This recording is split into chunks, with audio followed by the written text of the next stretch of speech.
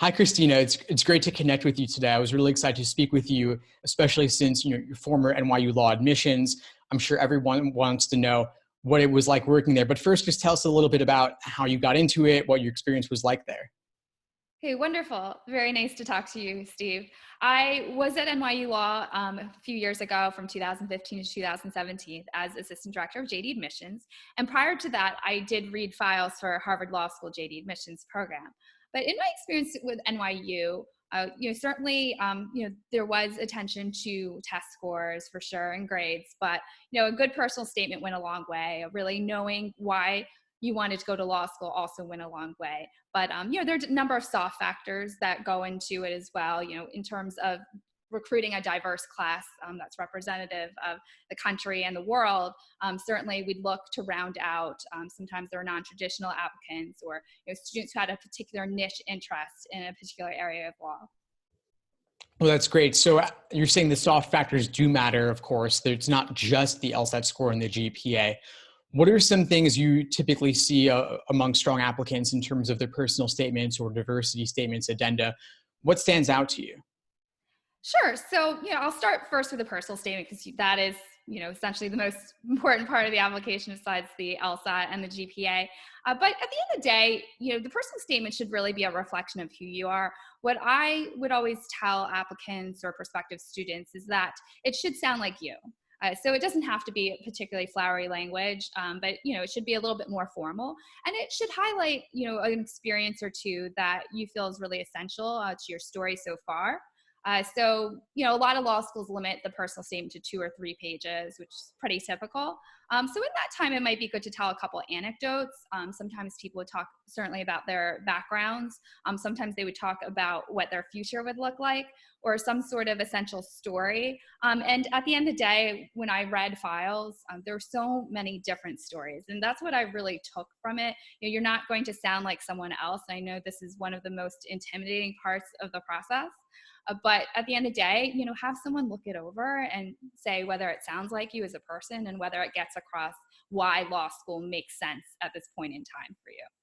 No, it's great advice, definitely having people read it over. What are some common pitfalls you see when it comes to the personal statement? I mean, one thing I can think of, you said 2 to 3 pages. Do you ever see some that are a little bit too long sometimes? Occasionally, yeah. So, I think a lot of law schools actually have pretty strict requirements, whether it's font size or length. But usually we wouldn't get one that was terribly long. So occasionally it would be too long. But I think the pitfalls that students would occasionally run into, obviously spelling, grammar, are major ones. Essentially, sometimes students would mention a different law school and they meant to submit that partial statement to a different law school. So that's definitely a red flag, if you haven't read your personal statement carefully. I think in other cases, sometimes they're focusing too much on maybe their parent or somebody else in their life. It's a personal statement, so certainly you can highlight influential figures, but I think at the end of the day, it should focus on yourself. Certainly if your father or your, grandmother was a lawyer and that influenced you, that can be a little bit of a part of it, but it should essentially be focused on you. You're the one applying. Right. Naturally, that makes a lot of sense. So I understand you work with students privately now. You can obviously change any of the details, but I'm wondering, are there any particularly amazing essays you've seen or particularly terrible essays you've seen either in your work when you were at NYU Law or now that you're going private? Sure. So, obviously, due to anonymity, we have to change some details here. But I think occasionally, if a tragedy happened in a student's life, that can certainly be a very, poignant essay. But you just have to be really careful about tone or the amount of details. So certainly, there have been applicants who've gone through some really terrible things. And so I think the focus should be how you got through it and how you worked through such a difficult situation, but not so much on like gratuitous detail. And then focusing on how this experience has, made you feel like law school is the next step in your life. Yeah, I would imagine so. What about the diversity statement or addendum? Would the same be true there? Yeah, so the diversity statement, I think what's key for that, it's optional. Certainly personal statements are required, but with a diversity statement, you don't have to write one. So I definitely have some students who struggle with this. Should they, shouldn't they? And, occasionally a student will say, well, I have a very typical background for law school, and, I'm not first generation. I'm not an underrepresented minority. But there are ways to really highlight an experience that isn't shown in the rest of your application. The way that I really tell my students to approach it is there something that you can tell that isn't typical of the applicant pool? So for example, if I saw a student that grew up on a farm, that's actually pretty unique these days. That doesn't happen very often. And certainly if they're applying to a place like NYU, that was quite rare. So certainly I've had students write about something like that. Or if they had a really unique hobby. I have a colleague at my current company who's at Yale Law, and she said that one of her classmates is really known for foraging in the forest for truffles. So, that was sort of highlighting his love of food. So, there are ways to really highlight a really interesting part of your background, but it's not absolutely necessary. I've had clients really struggle with this and say, do I need to write one? And we've bounced ideas off of each other. And at the end of the day, they didn't feel there was something that they really wanted to highlight in that diversity statement. Those are some really great examples. I especially like the example of a hobby, which is something that anyone could pursue. And I can just imagine everyone listening out there brainstorming all these unique hobbies they're going to start adopting just to write a diversity statement. Although we don't need that, of course, is your point. To your point, we don't need a diversity statement necessarily. It's a nice to have, but not required. So those are some great tips there. What about the addenda? Sure. So addenda aren't always required either, but I feel that a lot of my students do submit them. And the reason why is this: if there's any sort of situation in your application that you feel needs further explanation, especially if it's regarding a lower LSAT score or a trend in your grades which was a little lower than the rest of your grades, I think it's really important to bring it up and not make excuses. So it should be short and sweet. So I've definitely had students write about maybe one LSAT score being lower than the others because of some tragic situation that happened a few days before the test. Or I actually had another student who had a fire happen the day of the LSAT in her building, and so they left for the LSAT, and the firemen came by, and so that was a very stressful situation. They didn't know what was happening to their building while they're taking this LSAT. So certainly we wrote about that, and I think that was helpful. But not every student needs to submit one, but I kind of err on the side of caution, because when I was reading files, we read a lot of files in any given year. Certainly there are thousands of applications that come in. So if there's any sort of question mark about a situation, in the application that might come up, I think it's best to address it, briefly. Don't go into gratuitous detail. Just say, I had a difficult situation. Maybe there was some family stress, and I was able to get my grades up. But I think at the end of the day, I'd rather know what's going on instead of having to find out later. I did have one example of a student who had a 2-year gap on their resume, and literally my boss at the time said, can you please reach out to them and ask them why they have a 2-year gap? So that saves us time in the long run to not have to do that. So I would rather the student address it in their application. Yeah, those definitely seem like some clear examples, and I feel bad for that student having a fire happen right before the LSAT. It's hard enough as it is. I can definitely see that having an impact. But what about something where it's maybe somewhat more typical? Like let's say the proctors were really distracting during the LSAT, or there was a marching band outside, which unfortunately does happen more often than it should, believe it or not. So for those cases where it's affecting everybody in the room, let's say, or everyone at the test center, it's not that unique. So is it still worthwhile in that case, do you think? Yes, I do. If there's some sort of distraction, that's good to let us know, and, just don't sound whiny, about it. So yeah, just keep it very simple. Unfortunately I was distracted that day. There was a marching band outside, and, I believe that affected my score, but, please regard this other score as being more indicative of my performance. Yeah. Okay, cool. I know we're going to get lots of questions about this, so I do want to, not to harp on this too much, but one more example, the digital LSAT. It's coming up later this year, starting July, then September and on. A lot of people are going to be taking the digital LSAT for the first time, and they may not be familiar with the format or using the tablet. And there are probably still some kinks to be worked out from what I've seen, but I'm wondering if someone has a bit of a score drop because of the digital LSAT format, again, would you recommend an addendum? I would, Okay. and certainly I know this is probably going to cause a bit of stress for applicants this cycle, but it is a huge change going from paper to digital. And LSAT's been talking about letting the first set of students who take digitally cancel their score and see it first and then cancel, but that only that one time. So I'm sure law schools will understand that it's a big change, and so point that out. It was digital, and it wasn't really you know I wasn't really used to that format. So certainly I would highlight that, but I wouldn't, make a lot of excuses. I just really be simple with it. Right. Short, sweet, to the point. So what would you say is like a good maximum word count for an addendum on a topic like this? I really prefer to stick to a paragraph. I had in my time in admissions, seen a 7-page addendum, which was quite excessive. And, like you can say all that probably in one page. And, lawyers certainly, you know, need to be able to write well. And there's a lot you can say in 7 pages, but there's a lot you can also say in one page. So I really prefer my addenda to be a paragraph or two. Okay, well, that's definitely a good guideline. And just to get more specific, because for people who are at risk of creating monstrous 1,000-word paragraphs, can we say like 250 words, 300 words? What's a good ballpark?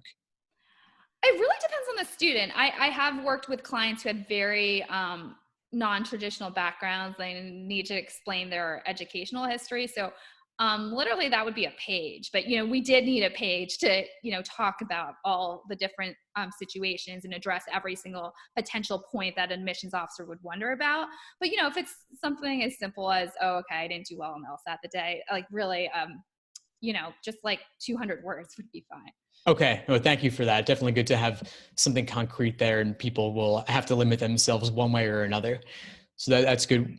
But yeah, there's lots of changes this year with the digital LSAT, the writing sample. What stands out to you as being particularly impactful this cycle? What from what you're seeing?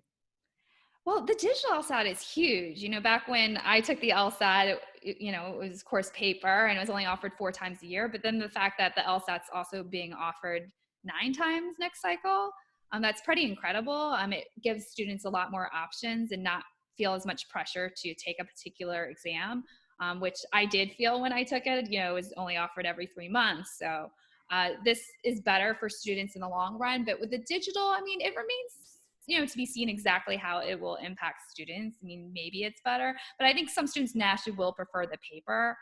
So it would be a disadvantage for students who prefer the paper format. And, of course, there are kinks to be worked out with whether the scores truly are the same or not with paper versus digital. I don't know if that's really something we'll find out, in our field. Like, I don't know if that data will be published per se. But it's best for students to start preparing now, especially if they plan to be taking digitally, and get used to that format and use the LSAT tutorials.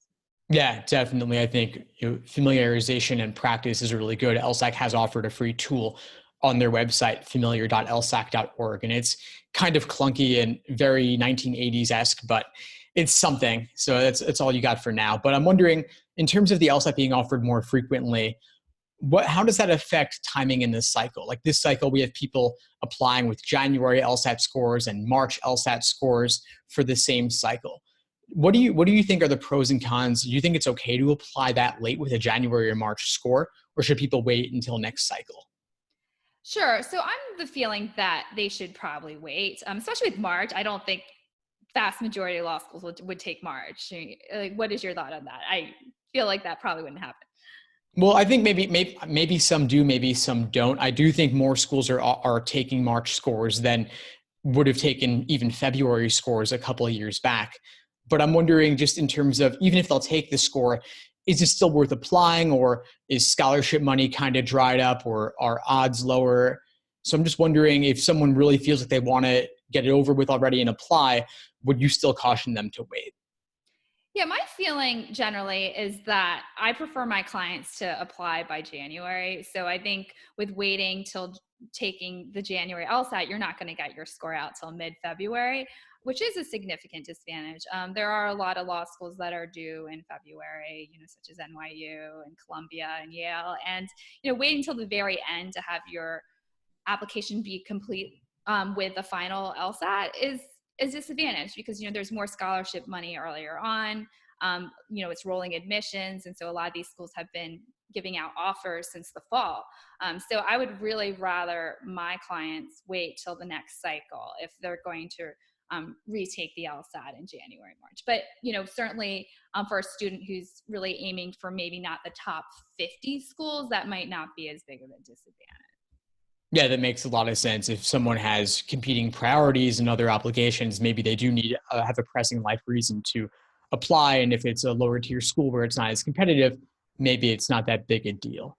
Is what I hear you saying ultimately. What about for students where let's say they've already applied earlier in the cycle, they're starting to get results back soon, and they're thinking about scholarship money? What do you advise to students in terms of negotiating scholarships or sending updates midway through the cycle? Is there anything you advise clients with on that end? Sure. So yeah, it can help maybe to retake the LSAT. I know it's a lot of work, but occasionally that can help. But I think what assists them at the end of the day is if they have competing offers with competitor law schools.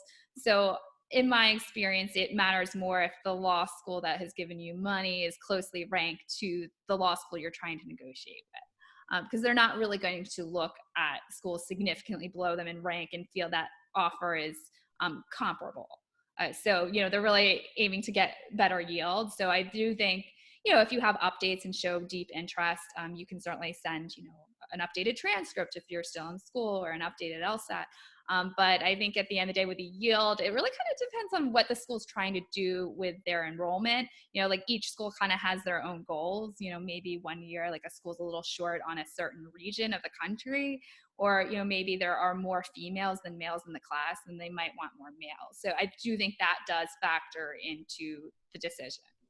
Right. So there are these mysterious factors happening within the school that we don't really have any way of knowing what's going on in there. So there's a certain luck of the draw. Correct. So, Yeah. There are occasions, of course, where students try to negotiate and they're not able to get more money, but the competitive landscape of law school now in terms of, there are 200 law schools out there and, they all need to fill their classes. So I do find that usually there is a little room to negotiate. It depends though, I'm saying like out of all the schools you're trying to negotiate with, probably at least a couple are going to sweeten their offer a little bit. Well, that makes a lot of sense. So at least it's good to know as an applicant that however things play out, it's not necessarily all about you, the applicant. The school has their own needs and considerations, and there's also all the other people out there who may just have different attributes from you. So I think that was a really useful point, Christina. Thanks for that. Speaking of other recent changes, I know that a lot of law schools are starting to take GRE scores now. And I'm wondering, what's your experience working with applicants? Do you see people applying with only the GRE? How does that typically play out? Yeah, that's a huge change too. And, back when I took the LSAT, I also took the GRE, but no law school took the GRE. And even just 3 years ago, there weren't any law schools that took the GRE. So the fact that there are about 25, 30 law schools now that accept it, that's great. It's interesting because we haven't really seen it, in place for too long, that GRE policy. So it's kind of hard to say how it affects, admission. I have not had a single student apply with just the GRE for law school. So that's how it's, shaken out in my experience. I have had some who've, are currently in grad school or, finished a grad degree that have a GRE. And so they'll, send the score along with our LSAT. But based on anecdotes, it seems like the GRE isn't like a huge factor in admissions yet. It might be more for a non-traditional candidate who already has a graduate degree. But, for someone who's still an undergrad and they just took the GRE, I'm not sure how much more of a chance that would give them in terms of admissions, because the U.S. News and World Report, only reports the LSAT scores of these schools. Like they don't require the GRE. So we don't really have a lot of data on how successful candidates have been with just the GRE. That's really interesting. So one example I heard was that you had an applicant who had a GRE score already, yet she still took the LSAT to apply to law school. Correct. Yeah, because at the end of the day, most law schools only take the LSAT, right? So you're putting yourself at a major disadvantage if you only have a GRE. Yeah, you'd certainly be limiting your options. Yes, unless you're, only going for like a very small number of law schools. And I wonder, I know the official line is like to increase access, but I'm not sure how seriously they're, going to take someone who just took the GRE. Maybe if, they are in a position where it would be very expensive to take the LSAT and they already have a GRE, but there's so little data on this, it's hard for us to predict. And I think we're going to have to wait a year or two or three to see how it shakes out. Yeah, definitely. Especially we need to see how US News might ultimately react to the rise of GRE as a factor in admissions, even if it is only a very small one. But one thing you said that stood out to me as well is then, the rankings, right? So the rankings are obviously what law school admissions is all about, at least and for the admission officers sometimes, right? Like, did you ever notice at NYU where you've heard through the grapevine about the impact of the rankings on admissions decisions? I don't know if how much I can really say about this, but I do think certain law schools do care a lot about them. And then other law schools that, I had colleagues that didn't seem to care about them as much. It kind of depends. Like certainly they have so much influence on like where students apply, but I don't think a place like Yale, for example, is going to care a lot about the US News rankings. Like I honestly don't think that's a huge part of their strategy. But certainly for other schools, like it's a big deal, and like trying to move up in the rankings is really important to them. But yeah, in terms of strategy, I think for the top schools, like certainly there is a lot of attention to the average of the class, right? And so they have to report these to US News, and they also have the required, ABA reports, every year that, give a lot of data about the student profile. But I think it just really depends on the individual school, how much they emphasize it, whether, it's the dean of the school or, I think at the end of the day, some schools are going to be more regional and it's not going to be as big of a deal to them. That makes a lot of sense. I mean, certainly for the top five, whether they're ranked 4 or 5 one year, everyone knows they're a great school. And these could be tiny, minute differences that are really unimportant, like the size, number of books in the library or something like that, right? Yes. But one thing I think of with the top schools, though, is that even if they're not stressing over their exact placement in the rankings, they would still be thinking, well, am I admitting someone who has no LSAT score and is not going to impact the rankings in any way, versus someone who may have a score that's at or slightly above the median, which could help potentially raise the school's ranking, of course, if there were many students in aggregate. So I'm still thinking it conveys a certain degree of seriousness on the part of the applicant as well as potential benefit to the school. Exactly. So, I mean, the GRE isn't a data point yet for US News in the law school rankings. So I just don't think that we can really say what the impact is. But then if they started including it, certainly I think the GRE scores would have to be pretty comparable to the LSAT in terms of the percentile rankings. And I did hear rumblings, that they are kind of looking at the GRE in a similar way, like what percentile is that student among the other test takers. Yeah, well, that's the funny thing about the two different exams is that it's significantly easier to get a 95th or 97th or 99th percentile score on the GRE than on the LSAT, just because they're very different pools of test takers. Completely agree, because I took both tests, and in all honesty, I found the GRE much easier for me. But, I was pretty familiar with the SAT, and reading comprehension was easily my best section, whereas, the LSAT certainly is going to do a lot more with logical reasoning. And, those are skills that are super important to lawyers down the road. Yeah, for sure. I mean, it's the reason it's considered valid and reliable is because it's a good predictor of first year law school grades. And from everything I've seen, they haven't really shown the same for the GRE quite as definitively. Yes, I know there are a bunch of studies being thrown out there, but at the end of the day, I do feel that LSAT is more predictive of the first year law school grades. But it doesn't 100% correlate, of course. There is a correlation also with your GPA and undergrad, but not 100%.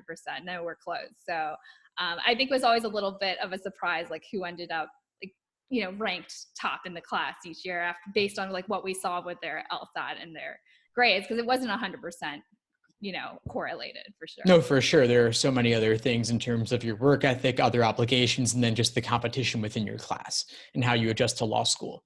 lot of factors there. Well, Christina, this has been a lot of fun.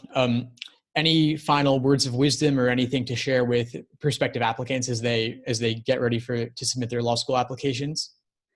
Sure. So I was a history major, and I think one amazing thing about reading all these applications, they're all completely different from each other. I know there's a lot of stress, obviously, with applying and telling your unique, background and story.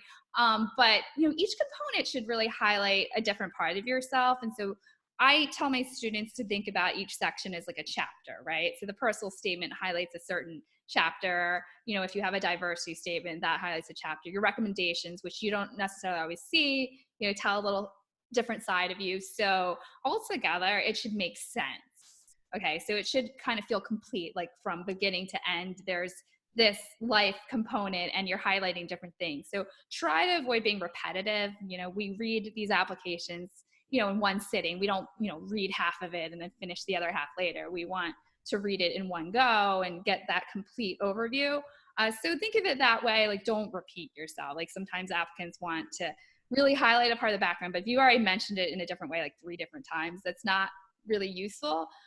So, certainly you can talk about one area of your life and then pull out a more specific area of your life, but try to have it all work together as pieces of a puzzle that fit, as opposed to really like saying the same thing over and over again. That makes a lot of sense. You've only got so much space on the application. You might as well share as much as you possibly can. That's great advice, Christina. Thank you for that. And what's the best way for applicants to reach you if they're interested in asking questions or potentially working with you? How could they connect? Sure. So I'm at Ingenious Prep, and we are headquartered in New Haven, Connecticut, but we do have offices around the world. And my colleague, Grace Kennedy, who's in marketing, she can be reached at grace.kennedy@ingenious, INGENIUSPREP.com. Okay, awesome. Well, I definitely encourage applicants to reach out to Grace to potentially connect with you and work with you. You're definitely a great source of wisdom on the law school application process. So again, thanks for joining. We'll have to do this again sometime. Definitely. Thank you so much, Steve. It's been a pleasure. Same. Be well.